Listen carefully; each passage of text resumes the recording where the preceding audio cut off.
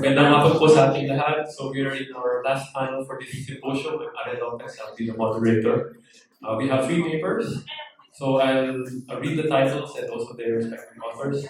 So the first presentation is a comparative examination of developments in the modern civil service in South Korea and the Philippines and their divergence after the post-war era with three authors, Song Hung Yang, Ador Tornero, Enzo Miguel de Borja, from three universities, Kobe University, De La Salle University, and Diliman. The second paper, Martial Law in the 21st Century, Comparative Perspective from the Philippines and South Korea, by Josiah Patrick Pagayas from Mariano Marcos University, and finally a comparative study of the development paths and impacts of Confucian-Taoism in Chinese and South Korean society from the late 19th century to the present, by Shuzhu Zhang from Chulalongkorn University. So you have 20 minutes for each paper. May I call the three authors?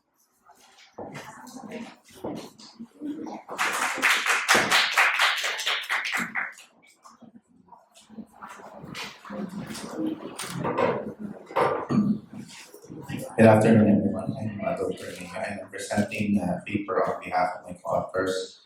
This is based on a study, a working paper that we had been working on. But the draft I'm going to present is something that I prepared based on our collaborative work. So anyway, what I'm going to talk about this afternoon is it's a bit of comparative study on civil service systems in South Korea and the Philippines and their divergence. So let me read a bit of the abstract of this paper. So both South Korea and the Philippines adopted American-style administrative systems in the aftermath of war. The Korean War in the case of South Korea and World War II in the case of the Philippines.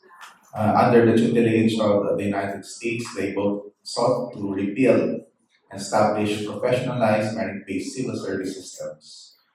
So both were under the tutelage of American mentors. No? The University of Minnesota, in the case of the Philippines, was the foundation of what is now known as the National College of Public Administration and Governance, and the University of Michigan, in the case of South Korea, which established several public administration schools. I will outline them a bit. No? So my presentation will explore some of the similarities and differences in the civil service systems of both countries, historical, political, institutional, and cultural drivers that may have contributed to these outcomes, and the broader implications of the influence of these factors and the resulting civil service system to each nation's economic development, policy stability, and democratic governance. Okay, so the research questions that I try to address is how and why have the civil service systems of South Korea and the Philippines diverged since adopting American administrative principles and systems during the post-war reconstruction in the 1950s? And I have three supporting research questions. What are the similarities and differences between the current civil service systems? What historical, political, institutional, cultural, and economic factors influence the divergence of these two systems, and how have their divergent trajectories influenced their capacities for economic development, policy stability, and democratic governance? In terms of methodology, by examining official documents, scholarly critiques, and prior research of both systems, our presentation attempts to piece together an integrated narrative of how external influences, indigenous traditions, and political upheavals molded both systems. Next slide, please. Okay, so the context here is really post-war reconstruction. So these are photos of Seoul after the Korean War in 1953 and Manila after World War II, 1945. As you can see, no, both capitals were devastated, no, and had to undergo a period of reconstruction. So another point is that both countries were under the United States, who facilitated the post-war reconstruction in both countries. Let's go to the next slide. A little bit of background and context, and apologies if I'm going to oversimplify this bit, no? South Korea, or Korea in itself, no? Even before the split into North and South, had a very long tradition of bureaucracy, spanning hundreds or thousands of years, depending on who you ask. So it had traditions of imperial administration, some going back as far as the Shilla kingdom, and then the Goryeo, the Joseon dynasty, administration, colonial administration during the period of Japanese occupation, and then military administration in the immediate aftermath of World War II until 1948, when South Korea established its first republic and set up its own administrative system as an independent country. The case in the Philippines is relatively shorter and less documented because there was no Philippines before 1521. It was a collection of proto-states, many kingdoms, no, and each with their own systems. And colonial administration, the centralized version, was established only after the Spanish colonized the country in the from 1565 until 1898.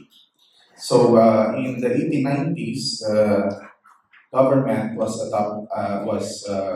taken over by the United States colonial government and the Commonwealth government, which was interrupted by the Japanese occupation between 1942 and 1945. So it's military administration under an occupation government. And then resumed post 1946. I'm sorry about the date, 1946 is the independence, the establishment of rebuilding and the establishment of its government, political, and administrative systems. Next slide, please. So just a little bit about one aspect of the post-colonial and post-war reconstruction period. So these are periods of independence. One countries are now independent countries, setting up their own governments, setting up their political systems and administrative systems. So in the case of the Philippines, one of the first measures that was done was the establishment of the Institute of Public Administration in the University of the Philippines, which was meant to train a set of official staff for the government that was going to be established post-war period. A lot of the talents, a lot of the officials and experienced officers died or were decimated during the war, and the country had to rebuild. So institutional key to this is the role of the Institute of Public Administration, now known as NCPAD, National College of Public Administration and Governance. So with this institute, Filipino government officials and scholars were trained in American public administration, primarily in the University of Minnesota and other institutions. In South Korea, it's a bit different. The story is a bit different, although there was also sending of officials and scholars trained in American PE, primarily in the University of Michigan. But there were some public administration departments even prior to the Korean War. The difference is that prior to the Korean War, much of the tradition was based on law, legal. So all public administration programs were established under the College of Law, including in Seoul National University, which had a public administration department, I think, in 1930. But the American style, which was less legally oriented, more managerial, and adopting American public administration system, was established, well, according to one author. This is from Professor Pang Soo Kim, Department of Public Administration in Yonsei University, 1958, and followed by Hanyang University, Kyunghee University, and Dongguk University, 1960. Seoul National University established the Graduate School of Public Administration in 1959. In both cases, the function of these institutions was quite similar. Trained officials restaff the bureaucracy so that the bureaucracy can help this country not only recover, but kind of develop in the post-war period. Next slide, please. So, adoption of modern civil service systems. Take note, I put context, modern. So when I say modern, I'm really talking about American. American influence, American public administration. Because as I said, in the case of South Korea, longer history of civil service, very long tradition. In the Philippines, it also has civil service under colonial administration. So when I say modern, what I really mean is Americanized or American influence. So both of them are adopted. No, there's a lot of adoption in terms of the political and administrative systems of the United States. I have to point out that much of the changes, much of the influence of the United States setting up a professional, impersonal, politically neutral bureaucracy was also a product of its own experience of a highly politicized, corrupt, and spoiled system-based bureaucracy. That was before until 1883, when the United States set up the Pendleton Act and tried to develop a more merit-oriented, politically neutral, and impersonal bureaucracy. So they had their own experience of corruption and spoil system. So the tendency of the United States is to try to export the American system that they developed into the countries that they were helping to rebuild, especially in the post-war period. So the training is more management-oriented compared to the law-oriented training of previous traditions. The idea is professional, merit-based, no, and then impersonal, politically neutral. Adopted civil service examinations for entry, adopted some form of performance evaluation as a basis for advancement and promotion. Next slide, please. A bit of political context, no? Both countries had a lot of parallels in the post-war period. So, Reconstruction, they also had an experience in they were had democracy after the war and then shifted into authoritarian regimes. No? So Ferdinand Marcos Sr. and Park Chung-hee, who were both coincidentally born in the same year, developed their political careers around the same time, also both declared martial law in 1972. Marcos declared September, Park Chung-hee declared October. No?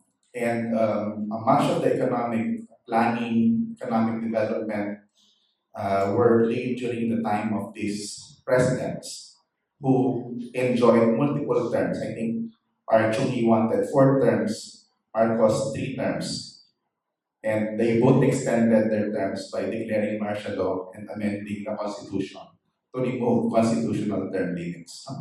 So both also had periods where they pursued national industrialization, both adopting 5-year medium-term development plans. No, both leaders also adopted technocrats, highly trained, highly qualified technocrats in their government, sent many of their staff and officials for training. But South Korean bureaucracy was relatively more successful in hindsight, but the Philippine bureaucracy was a bit of a mixed bag. Next slide, please. So, just to actually, by 1988, South Korean economy has really changed. Summer Olympics was held in Seoul in South Korea and marked its emergence in the world stage. It transitioned from a migrant sending to a migrant receiving country. It was an export-oriented manufacturing economy with a strong heavy and chemical industry and manufacturing base. No? So the Philippines and South Korea were both sending nurses and construction workers to the Middle East from the 1960s, but by 1988, South Korea's migrant sending economy has stopped and reversed, whereas the Philippines continued to send migrants overseas. All right, next slide, just to show you the change also in terms of their democracy and the economy. The bottom graph, you will see the one in red, the South Korean economy, is the GDP per capita. And the case of the blue one is the Philippines GDP per capita. So you will see from 1950s to around 1972, both countries had comparable levels of development in terms of income. But you will see that they started to diverge from 1972, and the divergence became more and more pronounced over the years. And as you can see in the 2020s, already very glaring difference in terms of economic status. So, next slide, please. What's the role of the civil service? Some similarities and differences. Maybe let's just go to the next slide. So, both countries adopt civil service examination, multiple levels. There's one exam in South Korea with 9 levels. In the Philippines, you have two types of exam, sub-professional, professional, and a third one for career executive service. So, three types of exam.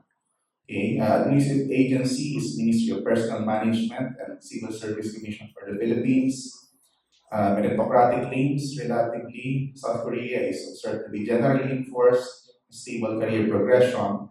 In the Philippines, officially it's merit-based, but a lot of observers and studies have shown that in practice it's politicized in terms of recruitment promotion.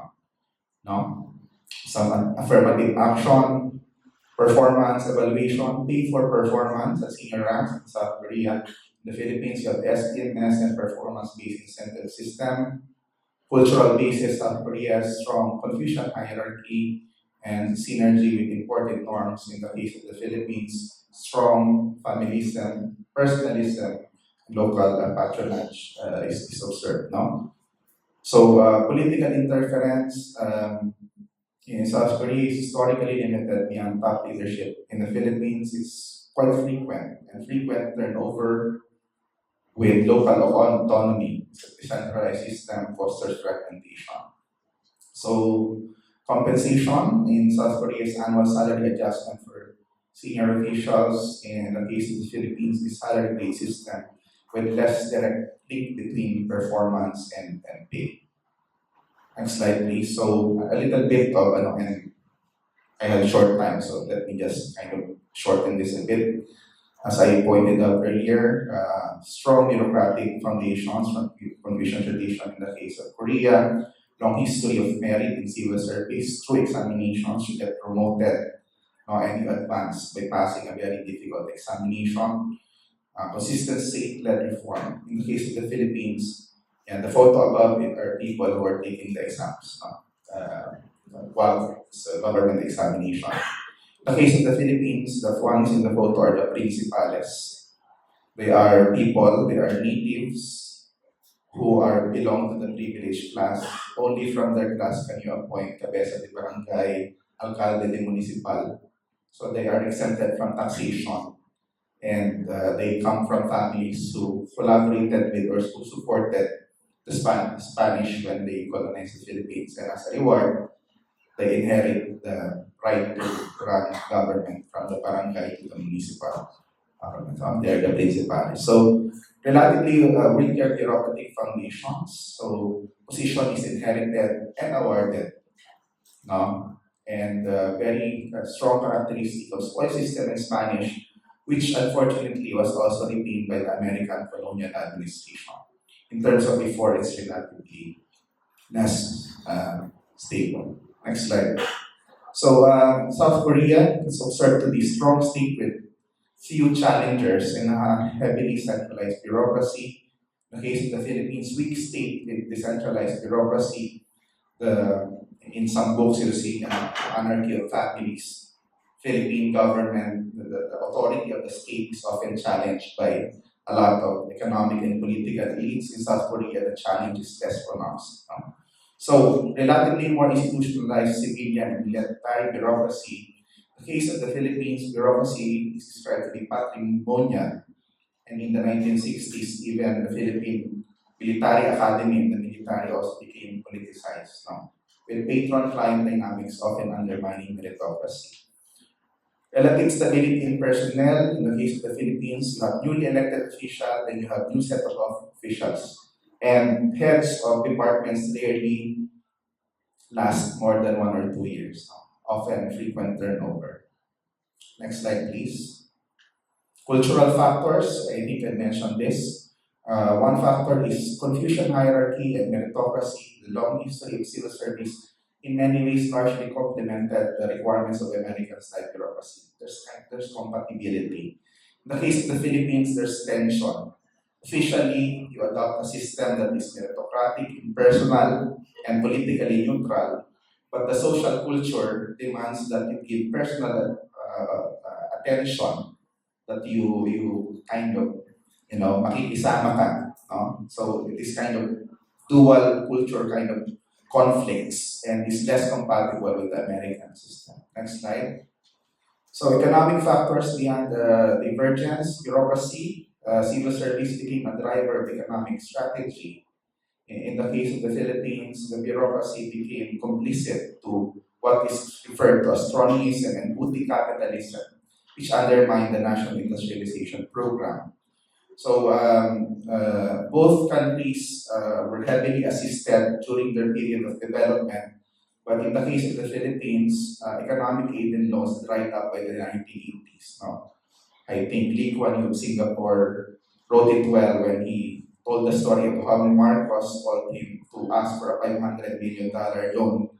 And Lee Kuan Yew told him, if I lend you that money, I will never see that again. No? So they refused to loan. And one condition for the loan was run an election, snap election, which paved way for snap election in the 1980s. The result was the EDSA People Power Revolution. I have, I think, two more. All right, so political and governance outcomes. Next slide. So there's no competition. In the photos are the number of presidents of VJL, both countries. We have 4 in South Korea and 3. But the point I'm trying to show is both countries have fair share of political issues, corruption, abuse of authority that test the mental of civil service. So political issues challenges corruption, thus challenge the bureaucracy to become an anchor of stability. No? So lots of changes. So it is called on. So you be the judge of what outcome is. No? So next slide. The development outcomes of the Philippines. Philippine economy grew modestly, undergoing boom and bust cycle. It's now a middle-income country. And part of the reason is policies tend to be inconsistent and unpredictable. Some companies have global reach. We have around 15 people in the global billionaires list, which is a lot, but that also characterizes heavy inequality. South Korean economy grew rapidly and significantly. It's now a highly developed mixed economy. Policies are seen as more consistent and predictable. Many companies are global leaders, and it enjoys a regional and middle power status. So conclusions. So institutions and culture are key to the success or failure of important administrative systems, and it can explain the divergence of civil service outcomes despite similar beginnings. South Korea's successful integration of American administrative principles with local Confucian traditions resulted in a successful hybrid, relatively more successful hybrid system. The institutional setting, the strong state also contributed to the more successful of American civil service systems with South Korea. In the case of the Philippines, its ongoing struggle with integrating important bureaucratic systems amidst local cultural and political practices, and the relatively weaker state, coupled with decentralized political and administrative setup, exacerbates its challenges. So we cannot change history, and institutions and cultures are difficult to reform, but organizational culture in civil service systems can be adapted, take into account local context to be more effective. I think I'll end here. Thank you very much.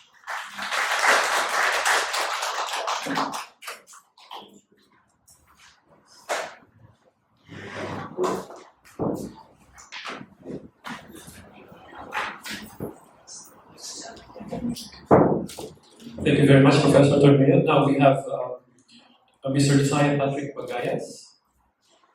Yes, okay. For his paper, Martial Law in the 21st Century, Comparative Perspectives from the Philippines and South Korea.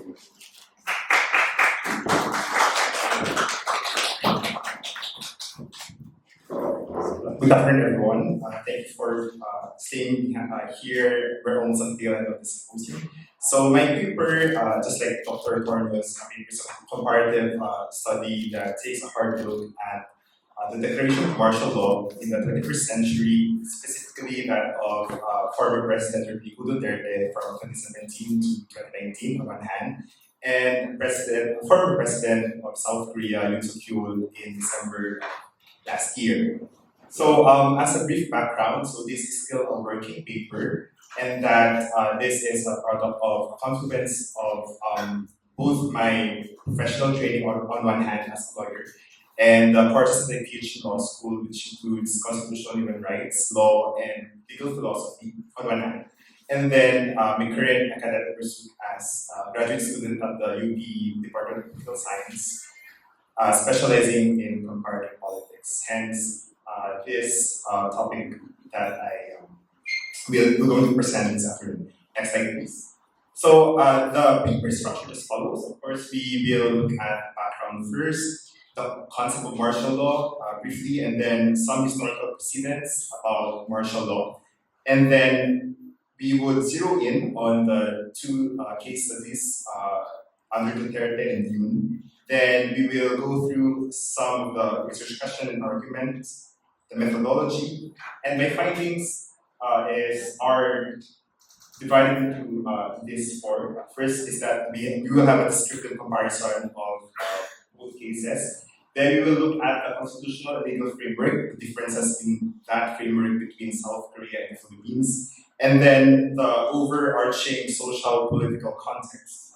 Then finally, I would ground the analysis through sociological institutionalism, which is one of the approaches in comparative politics, and some preliminary conclusions, mainly because this is still a working paper. Now, the concept of martial law, from the literature, it is a mix from legal philosophy and political theory. And in a nutshell, martial law or military rule, it refers to the replacement of rule by the military, replacing civilian rule. So there are some central definitions. Most of these are either from political theory and legal philosophy. So martial law is conceived as the law of war. Okay, so and it is dependent on the just yet arbitrary power of the king. So there is a monarchical aspect as to the exercise of martial law historically. So that's from Bacon. And another one, this is from legal philosophy, military authority replacing civilian institutions. But it's just a temporary suspension of civilian rule. So martial law as a concept from the literature developed from a Western perspective, but in various Asian jurisdictions in the past, such as for instance in Joseon Dynasty, we have Joseon emperors who had military powers. It's the same thing as in pre-colonial Philippines when chieftains such as Datus also had sway over the military. We had Timawa as a warrior classes. So both of these Asian polities in the past had military powers, which mirrors how martial law or military rule is being exercised in the present. Next slide, please. So for some historical precedents, both the Philippines and South Korea are no strangers to the imposition of martial law. Of course, in the Philippines, we are very well aware with Ferdinand Marcos Sr.'s Declaration of Martial Law in 1972, as mentioned as well by Dr. Corneo. It's the same thing in Korea, but Korea has more periods of martial law under three presidents, namely Syngman Rhee, Park Chung-hee, and Chung Do-won. So historically, while both countries have punctuated periods of martial law, South Korea, as written in the history, had more instances of martial law and quite longer than the Philippines. Now, there is a parallel between both countries in that not only did South Korea and the Philippines have a shared history of authoritarian rule through periods of martial law, the period of democratization also occurred in the same year in 1987. But now we will focus on two cases. Next slide, please. So martial law in the 21st century, for the first time, martial law came back in the Philippines when former President Rodrigo Duterte imposed martial law over the island of Mindanao and the Sulu archipelago, following the siege of Marawi by ISIS-affiliated groups such as the Maute and other militants in the region of Mindanao. So he declared it when he was in Russia, and then he placed the island of Mindanao under martial law. for the period of 60 days initially. Then later on, it would compare and it would dig down on certain details. But this imposition of martial law by Duterte was not without any opposition. There had been a total of 4 more cases that were filed before the Supreme Court, the Lagman versus Mediante cases, where the bone of contention was whether or not there was a sufficiency of factual basis on the part of Duterte to impose martial law. And of course, in the end, the Supreme Court voted in favor of Duterte's martial law. So Duterte's martial law, lasted until December 31, 2019. So this is from May 2017, initially for 60 days. And then Congress voted thrice to extend martial law until it ended in on December 2019. So that's like the material facts under Duterte's martial law. Now we go to examine martial law under use of Yun. As opposed to Duterte's martial law, Yun's martial law was fleeting. It lasted for 6 hours. So he declared martial law in a televised address that I think shocked the South Korean nation. And then he mentioned that the basis or the grounds for him declaring martial law was that there were anti-state forces and to address what he calls legislative dictatorship. Of course, the context is that his party was not the majority in the National Assembly, and there have been some deadlocks when it comes to passing bills. So he tried to justify those instances or circumstances through imposing martial law. So it resulted in the impeachment of Yoon, and subsequently he was removed from office just recently after the Constitutional Court of Korea confirmed his removal from office. So some real facts. Okay, so we're gonna go to the research questions. Next slide, please. I posed at least 2 here. So the first is we would look at the points of divergence of martial law declaration in the Philippines under Duterte and that of Yoon in South Korea. And then we move towards the factors that result in the difference in the outcome of martial law. So, next slide.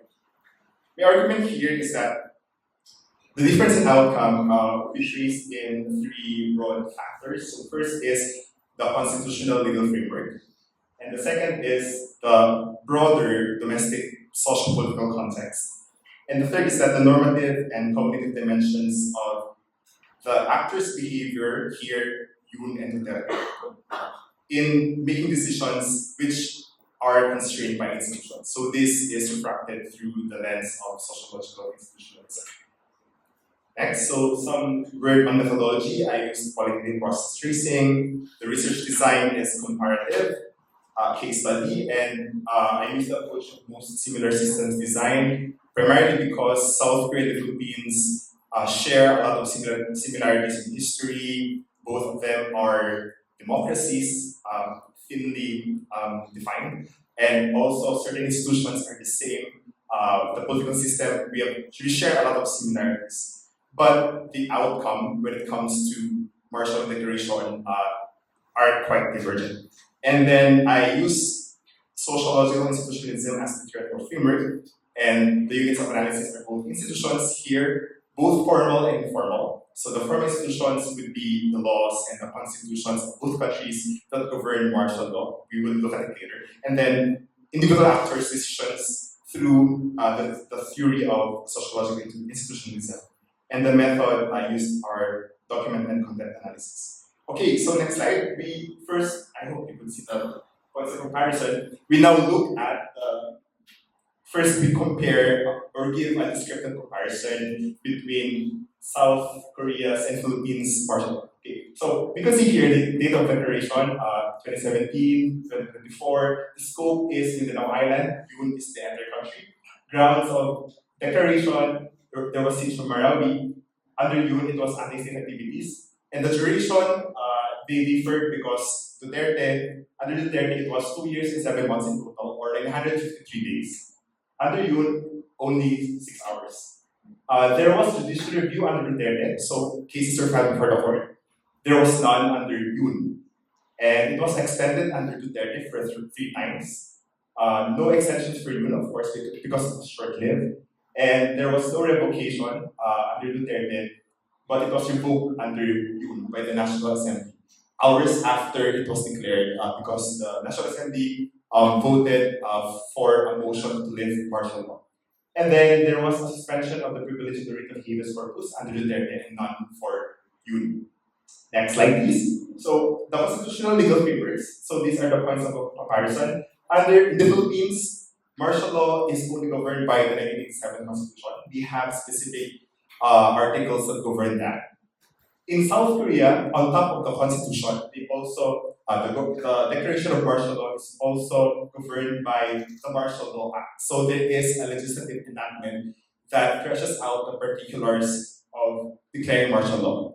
And the grounds are quite the same. In the Philippines, it's invasion or rebellion and public safety requirements. In South Korea, it's war, armed conflict, or any similar national emergency to maintain public safety and order. So there are some similarities. But as to the types or typologies of martial law, there are no existing categories in the Philippines. But we could see in South Korea's framework, there is what they call an extraordinary martial law. There's also a precautionary martial law. And under the Martial Law Act, there's a further distinction between emergency martial law and guarding martial law. So there's quite four kinds of martial law under South Korean constitutional and legal framework. So as the reporting to Congress, in South Korea, after the president declares martial law, he must report it to the National Assembly without delay. So immediately. But in the case of Philippines, there is a 48-hour time frame before the president could give a report to Congress after declaring martial law.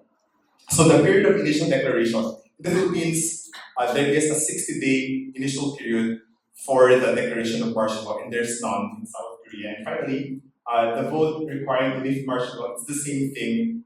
It requires the majority members of both the legislature, only that South Korea is a unicameral body, but the Philippines is a bicameral legislature. Next slide, please.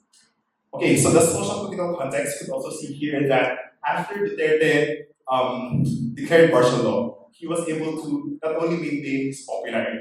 So this on the left side, the data is from social weather stations surveys. So from May 2017 up until December 2019, there is actually an uptick of his approval ratings. As opposed to Yoon, to begin with, he was quite unpopular when he won the election in 2022. He only won by 257,000 votes. Duterte also, of course, won by 6.6 billion votes. So that also explains the disparity between both leaders' popularity. But when Yoon declared martial law in January, but in the start of the year, 2024, we could see here that Yoon only had a 42% approval rating according to Gallup Korea. And then it dipped to 30% by May, slightly recovered in July, but by November, before he declared martial law, he only had an approval rating of 28%, and further slipped down to 15% after he declared martial law. So there's difference between the social political context, the social aspect being that his support from the Korean public, the Philippine public are very different. Okay, next slide. Aside from that, from the political context, Duterte enjoyed a supermajority in Congress. In both houses of Congress, we can see here. So the dark blue is the opposition and the lighter blue is the government. So in the Philippine House of Representatives, in fact, as Duterte's numbers now, at least 97% of representatives during that time were Duterte allies. And in the Senate, 18 of 24 senators were Duterte allies. Next slide. As opposed to in South Korea, Yoon did not have a majority in the unicameral National Assembly of Korea. In fact, his party only had 36% of the total members of the National Assembly. So that explains why the National Assembly was able to overturn the declaration of martial law by Yoon in December of last year. Okay, next slide. Okay, so we now try to look at why Duterte and Yoon decided to declare martial law through sociological institutionalism. So briefly, institutions constrain actors and offer them opportunities, but actors, Yoon and Duterte, also need to fulfill obligations and abide by this logic of appropriateness, meaning is martial law an appropriate course of action with the circumstances that they are facing. So, next slide. So first, we would look at the normative dimension, meaning is this logic of appropriateness. Is martial law the appropriate course of action? My preliminary analysis that martial law was the appropriate course of action for Duterte, but not the most appropriate one, because Duterte had alternative courses of action, such as just calling out the armed forces and not declaring martial law in the first place. But when it comes to Yun, I analyzed that it was not the appropriate course of action, mainly because there was no legitimate basis for doing so. Now, going to the cognitive dimension of sociological institutionalism, interests-wise, Duterte's interest was to restore peace and public order, and it was very explicit in his pronouncements. But when it comes to Yun, it was only a consolidation of political power. And lastly, when it comes to how they frame their identities in declared martial law, I use the parents pathway doctrine here, or the state having a patrimonial role over its citizens. Duterte is seen as a legal protector of the state and the citizens to stamp out the siege of Marawi and ISIS militants in Mindanao. Whereas in the case of Yun, there was a misapplication of parents' pathway because he only acted as a standard bearer of his partisan interests, particularly for his party. Next slide. Okay, in conclusion, these are preliminary. Duterte's martial law was enduring due to these factors. First, there was a legitimate basis for declaring martial law, although that's not the most appropriate action. And then there was substantial compliance with standards set by the constitutional and legal frameworks, which is dovetailed into first, because in the first place there was a legitimate ground. And then there is also a strong support base, not only from the legislature, but also because of that, there was minimal political opposition, and also the public approves of his decisions. On the other hand, next slide, Yun's martial law was leading to these factors. There was a robust existence of basis for declaring martial law, like the anti-state forces and legislative dictatorship. There was also a non-compliance with certain standards set by the constitutional legal framework. Specifically, he did not report to the National Assembly without delay or immediately. And then there was a contentious support base, as I mentioned a while back. He did not have the majority support of the National Assembly, and he faced strong political opposition on top of having low approval ratings. And then here, martial law was not deemed as an appropriate course of action from the lens of sociological institutionalism. Okay, next slide. I think this is the last one. But these findings are only preliminary because this is still subject to further study. I would seek to correlate martial law declaration with the success or the failure of martial law declaration with the trend of democratic erosion and the quality of democracy both in the Philippines and South Korea. So I end there. Thank you very much for listening.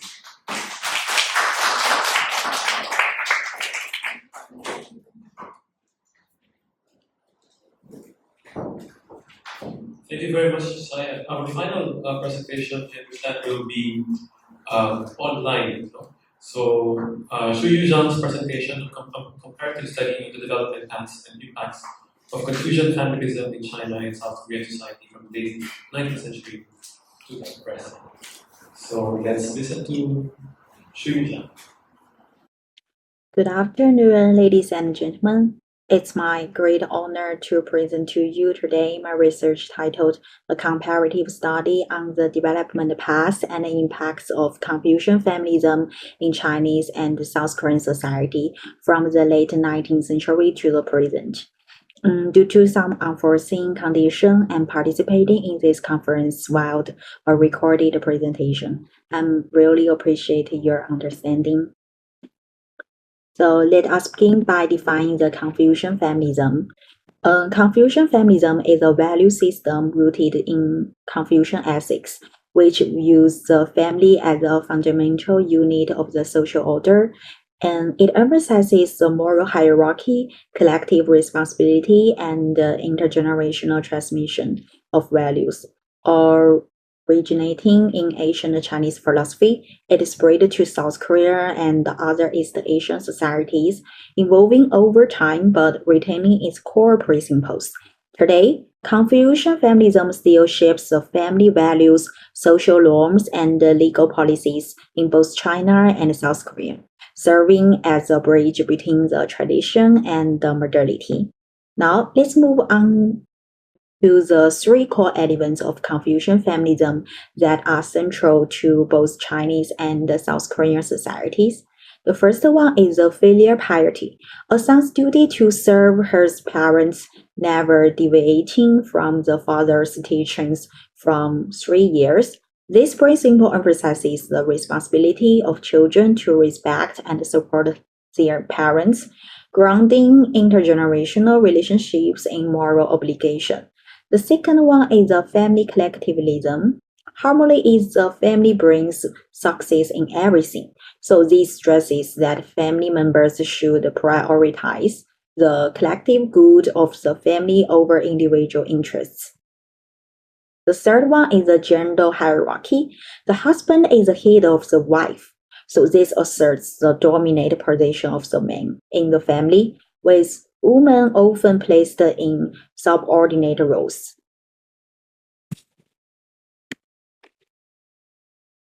So let's now discuss some and see some real world conflict scenario that highlight the contradiction in family policies. Starting from May 10, 2025, China will no longer require a household registration book for marriage, allowing couples to marry simply with their identity cards. So this simplification aims to encourage marriage amidst the challenges like the low birth rate and the aging population. But however, this simplification stands in the stark contrast to the cooling off period for divorce introduced in the 2021, which imposed a 30-day waiting period before the divorce can be finalized. The cooling off period is intended to allow couples time to reconsider and preserve the marital harmony. While the marriage has been made easier, the divorce process has become more complicated.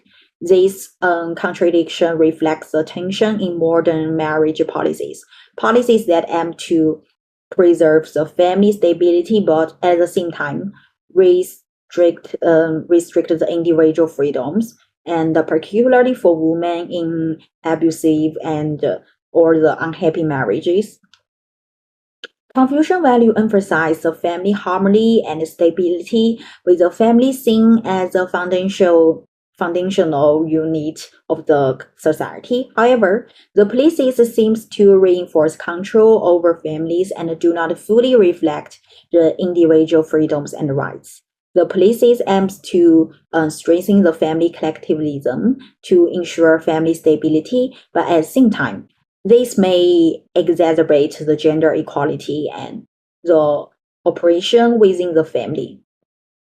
In South Korea, the Philippine movement represents a young woman's challenge to gender hierarchy and family collectivism as part of their protest against the patriarchal system. This growing movement symbolized the shifting attitudes towards the Confucian familiar values, especially among younger generations. So this conflict brings us to the research questions. The first one is, how has Confucian feminism in China and South Korea adapted to external ideologies? What changes in family structure and the values have occurred since the late 19th century? The second one is, how are the core elements of the Confucian feminism manifested in modern family practices? In what way do they reflect the continuity and the transformation? Now, let's explore how Confucian feminism evolved from the late 19th century to the present. The late 19th century marked a period of immense transformation for both China and South Korea. Following the Opium War, the China began to open up to Western influences, which spurred the modernization efforts across the country. However, Confucian values remained deeply entrenched in Chinese society, particularly in family life and social organization. After the First Sino-Japanese War, China began to pursue a series of reforms, but Confucianism continued to play a central role in shaping family values and social structure. In South Korea, under Japanese colonization from 1910 to 1945, Confucianism was used as a tool for solidifying control, reinforcing the traditional family structures, particularly filial piety and gender roles. The colonial education promoted these Confucian values, using filial duty as a tool to foster loyalty to the Japanese emperor. And in the mid 20th century, both countries underwent more radical transformation. In China, the socialist reforms of the 1950s and the 1970s redefined the Confucian feminism as a state to control over the family structure. The introduction of the work unit system replaced the family-based elderly care, effectively depersonalizing filial piety. At the same time, state-approved marriages further centralized the role of the family collectivism, making it a tool of the state control. The revival of the dowry system in some areas reinforced the gender hierarchy. Despite the efforts at legal reforms aimed at the promoting gender equality, and in South Korea, capitalist industrialization following the Korean War saw the Confucian family values continue to shape family practices, with cooperation embedding the family collectivism within the corporate structure. The 1973 family law in the South Korea legally enforced the female duties, emphasizing the responsibility for the elderly. However, the gender wage gap persisted, maintaining gender hierarchy within the family and the workplace. The growing role of the family-run conglomerate, such as the Samsung, led to the capitalizing of the family values for the business success, further entangling the Confucian ethics with modern capitalism. And finally, moving into the 21st century, both countries began addressing the contradictions in the family structures. In China, the socialist market economy blended state control with the family dynamics and leading to the policies like the divorce cooling off period. Meanwhile, in South Korea, the 4B movement and the legal reforms began challenging the traditional gender roles and the hierarchical the family systems. So how about the social impact of the Confucian feminism by focusing on the continuities and breaks in the three core elements in both China and South Korea? For the filial piety, it's legal enforcement vs emotional disconnect. The filial duties remain legally reinforced in both China and South Korea, especially regarding elderly care policies. However, younger generations are increasingly rejecting unconditional filial piety due to rising individualism, signaling a disconnection between traditional values and modern societal attitudes. And for the family collectivism, in China, family collectivism has been instrumentalized by state policies like the three-child while in South Korea, it has been capitalized by large conglomerates where family values are integrated into business structure. However, individualism is rising in both countries, and younger generations are increasingly less committed to collective family responsibilities. This shift reflects the broader societal change in both countries, where personal autonomy increasingly competes with the traditional family obligation. The persistence of the gender hierarchy in both countries remains evident, with patriarchal structures deeply ingrained in family practices. In China, dowries and inheritance rights continue to reflect gender equality, um, perpetuating a hierarchical system that places men in position of dominance within the family. Similarly, in South Korea, the traditional family model still places men in superior roles. Though the legal and social landscapes have been shifting, however, significant women's legal battles and social movements, such as the 4B movement in South Korea, are challenging these entrenched roles. So the movement has gained the significant traction in recent years, particularly in its resistance to the male dominated family structure and its call for gender equality. This growing resistance indicates that the gender hierarchy may no longer as resilient as in the past, as younger generation push for the reform and greater equality. Finally, let's wrap up by discussing the modern transformation and the challenges that Confucian feminism faces today.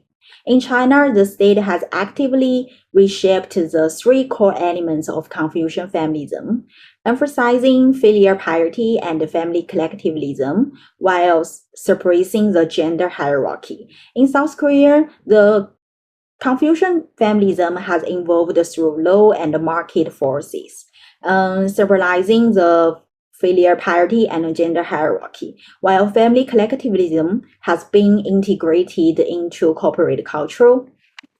But both countries face a demographic crisis. And we can see the China's fertility rate and also the South Koreans is so low, and even the South Korean is the lowest one. And this demographic decline reflects the deep structural issues within their family systems. So ultimately, the Confucian feminism has shown the resilience and transformation in adapting to modern challenges, while its core, the elements have undergone the significant changes. The tension between the tradition and the modernity remains. Confucian feminism continues to shape family life in both China and South Korea. However, but it must evolve to address the modern challenges like the gender equality and the demographic decline. So finally, the Confucian feminism resilience and transformation in modern society showcase the changes and the continuities of its core elements as they adapt to the challenges of the new era, reflecting the deep tension between the tradition and the modernity in family ethics. Thank you. Lady, and then you're next. Hello, my question will be related to the first presenter. Given your presentation, we saw a lot of similarities with the Philippines and South Korea regarding the government. In the current context of the Philippines right now, and given the advancements of Korea, would you actually recommend the Philippines to adopt the same system, or are we still yet to find what fits our context the most? Thank you very much. I think I lean a bit more to the second suggestion. I think one of the key takeaways of our study is that really adopting any system, even a fully functioning one, does not guarantee success or even a similar outcome.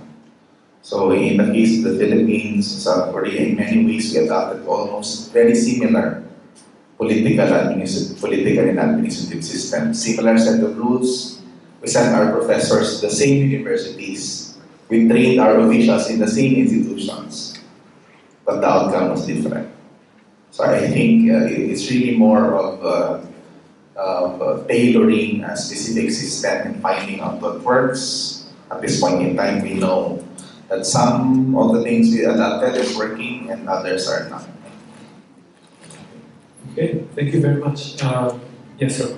Good afternoon po. So, my question is for, I have actually two questions for one of each of the speakers on site. First is with regards po dun sa civil service. Have you considered po studying as well the red tape or the incidences of red tape in civil service? Kasi for sure dito sa Philippines, ang dami nating instances wherein may red tape sa bureaucracy ng government services natin. And for the question of Sir Badayos, have you also considered po in the study yung public consciousness or where is the public opinion the in your study? And if it is if it will be considered on your study, how will you compare the level of public consciousness and public opinion between South Korea and Philippines when it comes to martial law? Thank you. Thank you. But before you answer that, may I remind also the audience that if you have questions for our third presenter, that she is online. She's in Zoom, so she can answer. Go ahead. Real question. Okay, so about the public consciousness, right? So I think you're pertaining to public consciousness on martial law historically. So I think, so I only included in the study preliminarily the social political context about the approval ratings of both Duterte and Yu, or on a more airtight temporal dimension. Okay, so I only looked at how they fared when it comes to both the South Korean and Philippine publics at the time when they declared martial law. So the data that they used were from surveys from both from Gallup and then from SWS. Both of these data surveys do not necessarily reflect the level or degree of public consciousness of the respondents when it comes to martial law, like the depth of their knowledge historically. But that's a very good dimension, and since this is still a working paper, that would also give my study a more nuanced perspective, whether or not the degree of knowledge of both publics will have an impact as to the efficacy of martial law declaration by Duterte and Yun. So I would consider that. But as of now, I have not yet taken that into full consideration. Thank you for the question. I haven't yet really studied that part, although in part only I think in a way, because when you talk about red tape, you're talking about efficiency of bureaucratic processes. So I think in some ways, red tape is basically a manifestation of both the organizational structure side as well as certain norms and practices within existing organizations. Anyway, that's my hunch. No? But may cultural dimension din kasi tsaka may structural dimension. One is highly centralized, really the Korean bureaucracy. The Philippines is decentralized. In the case of the Philippines, there are multiple decision levels. If you are dealing with a government permit or a request, everybody from the top to the bottom can serve as a gatekeeper. Up to the security guard was handling the office, no? National official, city official, barangay official, every single one of them is a veto player. They can veto you. A similar system is, I have not observed in a comparable system in South Korea where there are so many veto players, but I think that's an interesting point of study. No? Second dimension is when you say efficiency. Of course, familiar with the term in South Korea, you say pali-pali, right? Hurry, hurry. We don't have comparable addiction in here. So that might be a conflict, but yeah, agree. Good point for study. Okay, thank you very much. Okay, maybe we have questions for Shu Jan? Yes, Ingrid. No, so so earlier in the introduction, one of the it was mentioned that one of the three elements of Confucian familism is the gender hierarchy, which explicitly mentions the hierarchical relationship between husband and wife, man and woman. I'm just curious if there are other gendered relationships that a woman can have. Say, for instance, after a loss of a husband, what now happens to the woman in the Confucian system if, say, for example, widower, I'm not widow, if widowed. So, what happens to the gender hierarchy or gender relationship of a woman in the absence of the husband? Okay, Pam.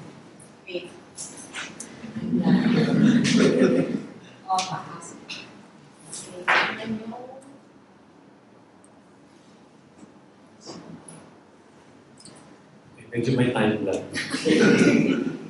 Let's see.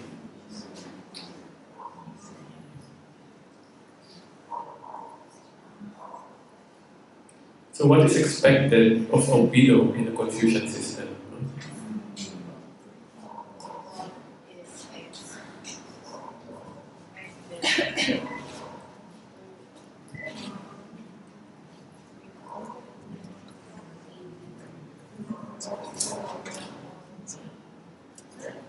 The Confucian system, family system.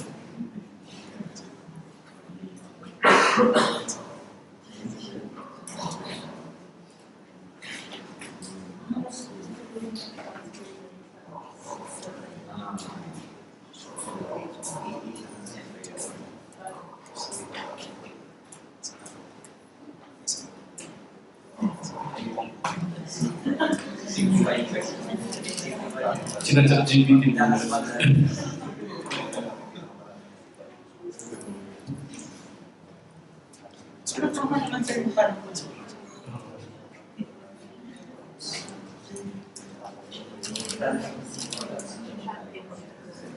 Mag-friends na lang daw kayo sa FB Messenger.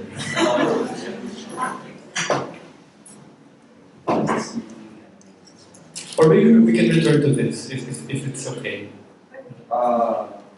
Yeah? Okay. Questions perhaps first for Dr. Taneo and Josiah.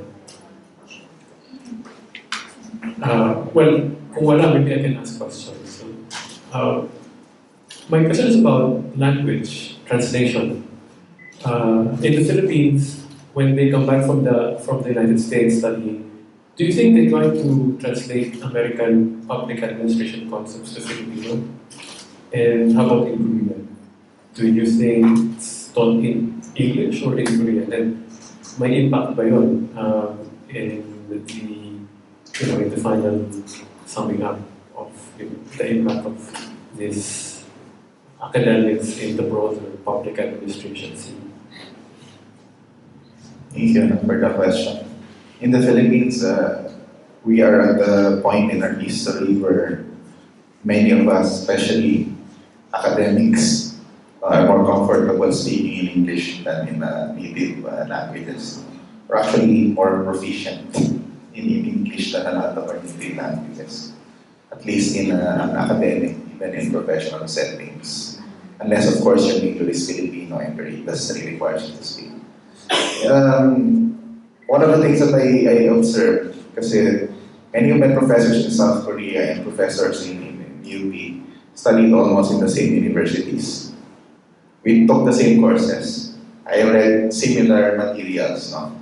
But there's an dimension wherein from my professors here, where I got the concept as they learned it in Syracuse University, as they learned it in Harvard. Basically, we're reporting it as they learned it. In Korea, there's a bit of the language. I took some courses in Korean, some in English, but there is a bit of kind of my utilization of terminologies, but also there's a bit of localization. I would have to say, and I think that also has an implication on how we adapt the concepts now. So direct importation, maybe a bit of contextualization, but linguistically I did not observe much attempt unless there is an extra requirement. In my college, I try to speak in Filipino. A lot of people are just basically looking at me like, no. But you speak in English is kind of very natural for a lot of it. Similar also in training and I have not yet encountered public administration training in all of my years in the Philippines that was delivered in Filipino or any of the other languages of the country. In South Korea, a lot of trainings are delivered in Korea. Thank you very much, sir. May sagot ba si Shirley? Wala. Okay, kung wala na, I'm told to wrap up. So I'd like to thank our speakers. No, but before that, let me read the certificate of appreciation. The certificate is proudly presented to Dr. Adolfo Correa for presenting his paper entitled Comparative Examination Developments in Modern Civil Service in South Korea and the Philippines, their divergence after the post-war era. Given at the Philippine Korean Studies Symposium here at the University of the Philippines, signed. Thank you.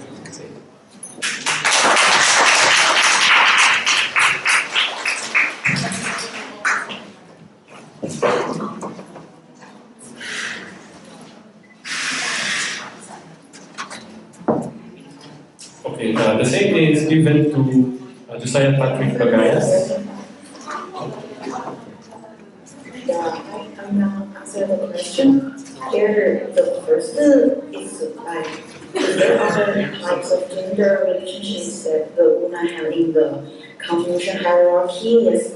Actually, in the Confucian tradition, besides with a husband, a woman was expected to obey their father before marriage and her son after her husband's death. So gender hierarchy actually existed in all family relationships, not just the marriage, but also including for their husband and their sons.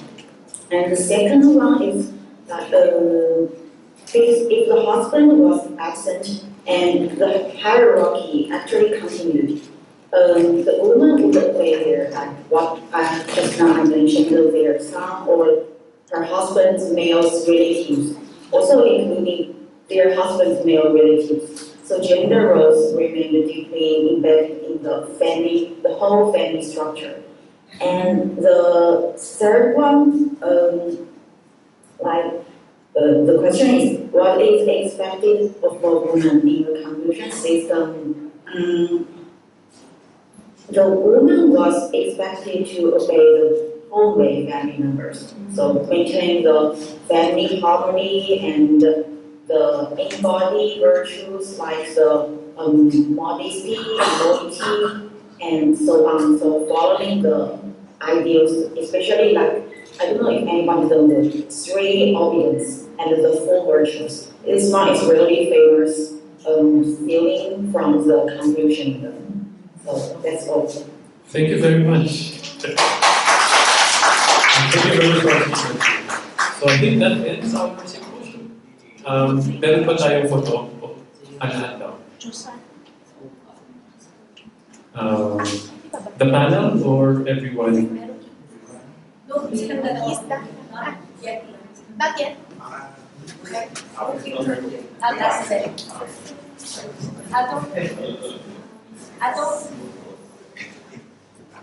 Sila, can you call it? Professor Torneo, please come on stage next.